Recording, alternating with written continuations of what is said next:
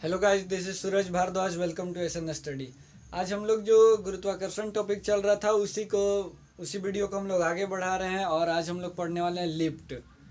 Lift generally question आप देखिएगा तो सभी एग्जाम में पूछा ही जाता है लिफ्ट से। जैसे चाहे वो CHSL हो, चाहे रेलवे का कोई सा भी एग्ज़ाम हो, कंपटीशन लेवल में वो लिफ्ट से क्वेश्चन होता ही होता है। तो आज हम लोग लिफ्ट को समझने की कोशिश करेंगे। तो लिफ्ट फ्रेंड आप लोग इस वीडियो से पहले बहुत बार पढ़े होंगे, लेकिन जो मेरा पढ़ाने का तरीका वो थोड़ा अलग होगा। जैसे आप लोग पढ़े होंगे तो टीचर्स जो बता रहे होंगे फार्मूला बेस पे बता रहे होंगे आप लोग। इसमें एक फार्मूला बहुत फेमस होगा कि W is equal to mg plus minus a। इसको हम लोग ब्रैकेट में ले लेते हैं। क्या होता है friend? W is equal to mg plus minus a। लेकिन आपको मेरा ये वीडियो में इस फॉर्मूला का कुछ भी यूज में मैं नहीं लूंगा। ये सब झूठ मूठ का बस बेकार की चीजें गोंगो गोंगो यहाँ पे है। हम लोग जो आगे जो समझने वाले हैं इसमें 3-4 को क्वेश्चन जैसे आप जनरली पूछा जाता है क्वेश्चन, जैसे उसमें आपसे क्वेश्चन बोला जाता है कि लिफ्ट अगर एक समान रूप से ऊपर जा रहा है तो उस पर वजन का क्या प्रभाव पड़ेगा, अगर उस पर आदमी है तो उस पर क्या प्रभाव पड़ेगा, और एक समान रूप से नीचे आ रहा है तो क्या प्रभाव पड़ेगा। इसी टाइप को अब क्वेश्चन में पूछा जाता है कि लिफ्ट त्वरण के साथ ऊपर जा रहा है तो वस्तु का भार पे क्या प्रभाव पड़ेगा, वस्तु त्वरण के साथ नीचे आ रहा है तो प्रभाव क्या पड़ेगा। और एक क्वेश्चन होता है कि जब लिफ्ट का डोरी टूट जाता है तो इस पे लिफ्ट के अंदर रखा वस्तु पे भार का प्रभाव क्या पड़ेगा, यानी उसका भारहीनता या फिर भार बढ़ेगा, क्या होगा। इस बेसिस पे क्वेश्चन होता है, आप लोग देखे होंगे जनरली।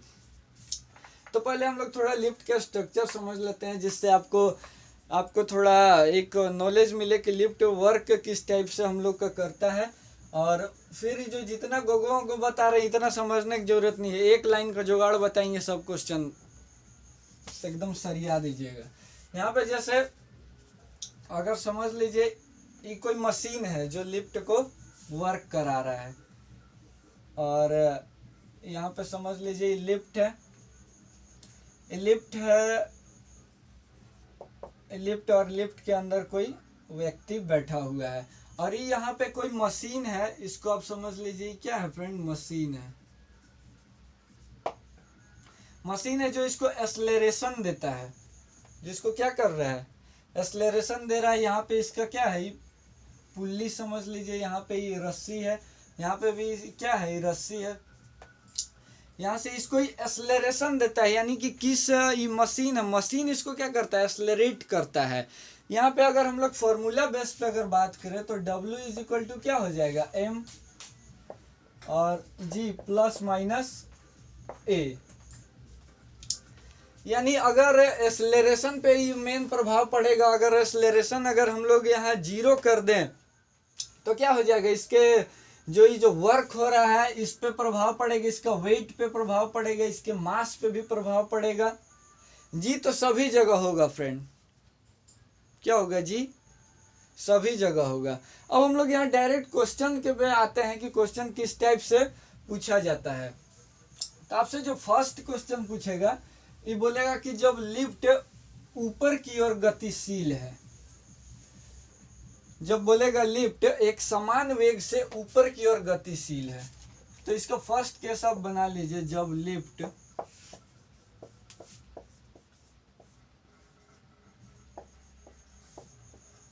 ऊपर की ओर एक समान वेग से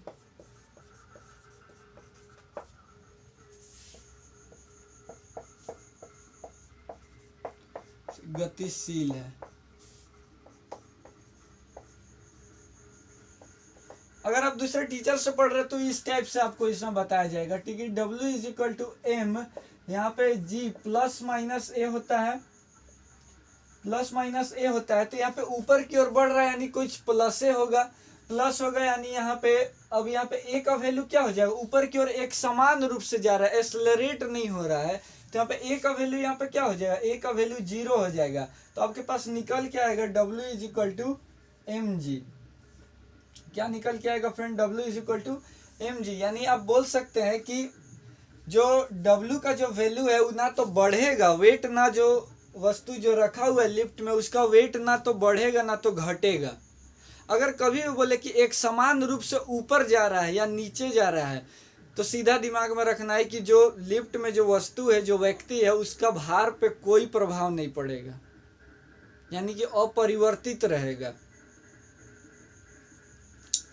ये फॉर्मूला बेस पे आपको समझने की जरूरत नहीं है, गोगो होगा है। बस समझिए कि लिफ्ट अगर ऊपर एक समान वेग से जा रहा है, उस पर कोई एक्सेलरेशन नहीं है, तो आपको सीधा समझना है कि उसका वेट पे कोई प्रभाव नहीं पड़ेगा। और अगर वही बोलेगा कि वेग से एक समान वेग से नीचे की तरफ आ रहा है तो भी बोलिएगा कि वेट पे कोई प्रभाव नहीं पड़ेगा। यहाँ पे जब ऊपर की ओर है, वेग से गतिशील है, यहाँ पे देखिए जैसे यहीं पे अगर है यहाँ पे कि जब लिफ्ट ऊपर की ओर एक समान वेग से गतिशील है तो लिखिएगा भार अपरिवर्तित रहेगा।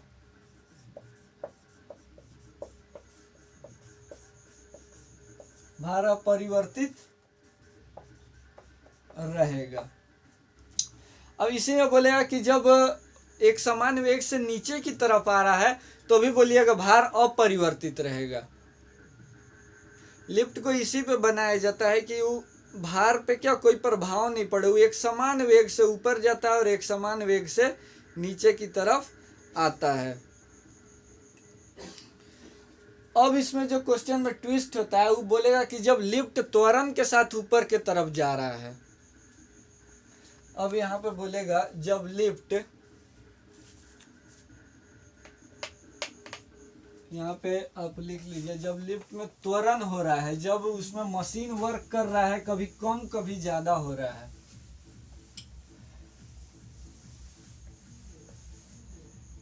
तो यहाँ पे आप देखिए जैसे सिंबल पे ही हम समझा रहे हैं कि जब लिफ्ट ऊपर की तरफ जा रहा है, इसमें क्या है एक्सेलरेशन यानी ए है, त्वरण के साथ ऊपर के तरफ जा रहा है।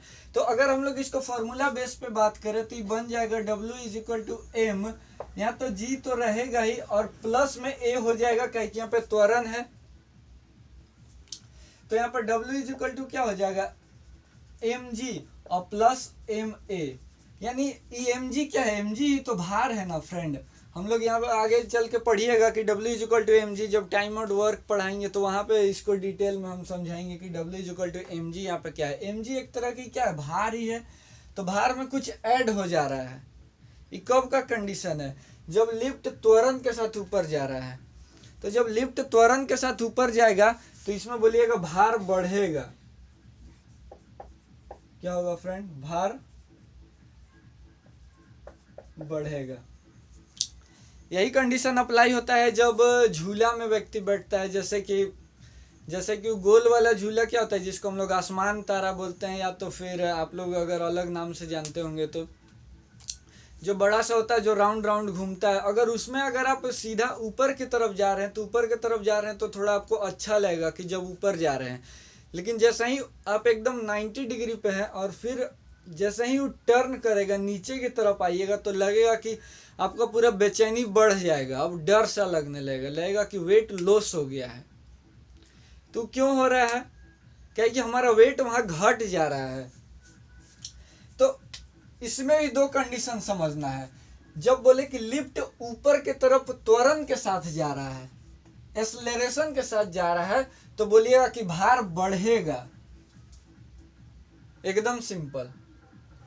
और अगर बोले कि लिफ्ट त्वरण के साथ नीचे की तरफ आ रहा है, लिफ्ट क्या हो रहा है, त्वरण के साथ नीचे की तरफ आ रहा है, तो यहाँ पे माइनस हो जाएगा फॉर्मूला में, यहाँ पे भी माइनस हो जाएगा। तो देखिएगा mg से कुछ घट रहा है ना, mg यानी कि भार है, भार से कुछ घट रहा है, तो कुछ घट रहा है तो बोलिएगा भार घटेगा।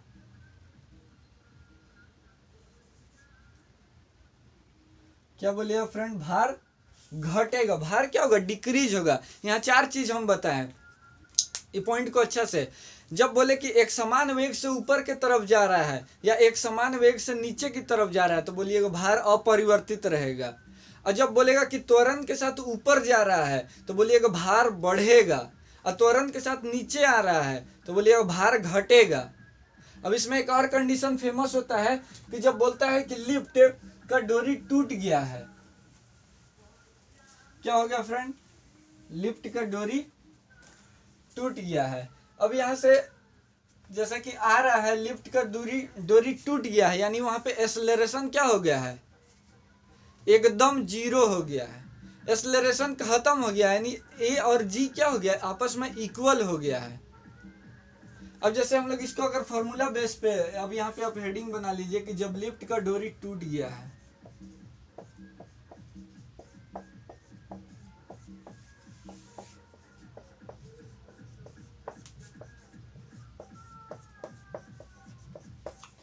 जब लिफ्ट का डोरी टूट गया तो वो एकदम नीचे की तरफ आने लगेगा, यानी वहां पे जो एक्सेलरेशन जो काम कर रहा था उसको बढ़ाने के लिए, उसका गति को या घटाने के लिए जो एक्सेलरेशन काम कर रहा था उस सब काम कौन ले लेगा, जी ले लेगा अपने में, यानी एक्सेलरेशन सीधा कन्वर्ट हो जाएगा किस में, जी में हो जाएगा ना।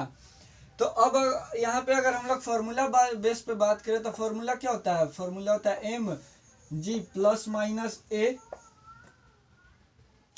तो यहाँ पे जब ये पूरा जी हो जाएगा तो यहाँ पे माइनस हो जाएगा, तो यहाँ पे आप हो जाएगा क्या friend, W is equal to हो जाएगा एम और ये हो जाएगा जी, और ए भी जी बन गया है तो जी माइनस जी क्या हो जाएगा, जीरो की जीरो, तो यानी W बराबर क्या हो जाएगा, जीरो।